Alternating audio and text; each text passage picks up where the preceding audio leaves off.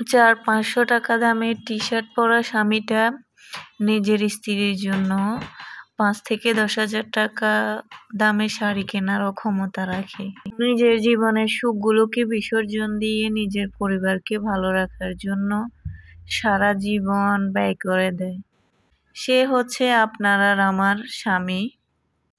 অথচ আমরা শপিংয়ে গেলে প্রথমত হাজবেন্ডকে জিজ্ঞেস করি না যে তোমার কি লাগবে, শুধু নিজের চিন্তায় ব্যস্ত থাকি। নিজের জন্য কখন দামি ড্রেসটা নিব, দামি শাড়িটা নিব, আমরা সেই চিন্তায় ব্যস্ত থাকি। নিজের অতিরিক্ত বিলাসিতার কারণে দেখা যায় যে আমরা এই মানুষটার কথা ভুলে যাই যে কত কষ্ট করে আমাদের জন্য ইনকাম করতেছে, মাথার ঘাম পায়ে ফেলে। এই ঈদে আমার এতটা ড্রেস কেনার ইচ্ছে নেই, যেহেতু আমি ড্রেস পরতে পারবো না। কিন্তু হাজবেন্ড তো সে কথা কোনোভাবে মানছে না। সে ভাবতেছে হয়তো বা আমি মনে কষ্ট থেকে কথাটা বলতেছি।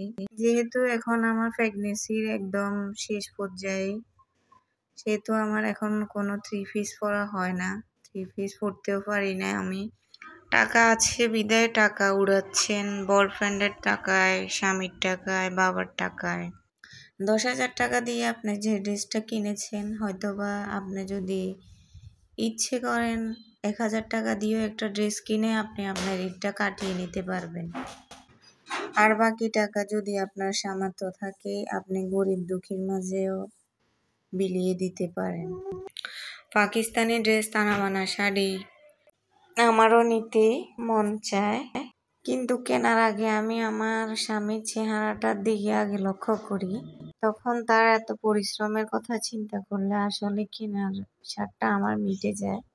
তারপরও আমাদের স্বামীর কি আর মনে মানে, সব সময় তো চাইবে স্ত্রীকে ভালো কিছু পরানোর জন্য, যেন স্ত্রীর দর্শনের সমান হয়ে চলতে পারে।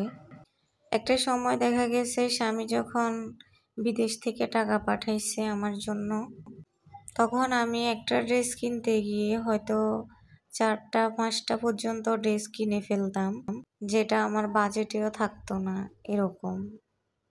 আর এখন এমন পরিস্থিতির পর্যায়ে আছি, ওই কথাগুলো মনে মনে ভাবি আর চিন্তা করি আর কি, যে ওই সময় এতটা বিলাসিতা করা মনে হয় উচিত হয় নাই।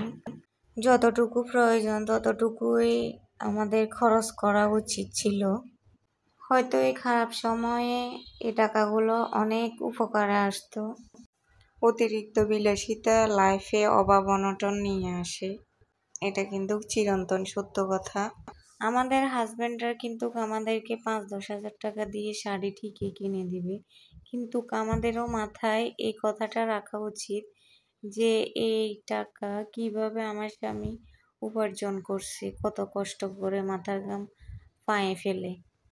5,000 টাকা দিয়ে যে শাড়িটা নিতে চাইতেছেন, এই শাড়িটা হয়তো বা আপনি না নিলেও আপনার চলবে। আপনি চাইলে কিন্তু 1,000 টাকা দিয়েও বা 1,500-2,000 টাকা দিয়েও একটা শাড়ি বা 3 পিস নিতে পারেন। বাকি টাকাটা আপনি নেই মনে করে আপনি কোনো জায়গায় ফেলে রাখতে পারবেন। দেখবেন যে ফেলে রাখা টাকাগুলা আপনার এক সময় অনেক উপকারে আসবে। বিশেষ করেন সময়তে কারো কাছে 1 টাকাও পাওয়া যায় না। বর্তমান অনেক কঠিন হয়ে যাচ্ছে। খারাপ সময়ে কেউ 5 টাকা ধারও দিতে চায় না। যদি আপনি তার টাকা পরিশোধ করতে না পারেন, সেই ভয়ে কেউ আপনার খারাপ সময় পাশেও থাকবেন। তখন দেখবেন আপনার বাঁচিয়ে রাখা টাকাগুলোই আপনার কাজে আসবে।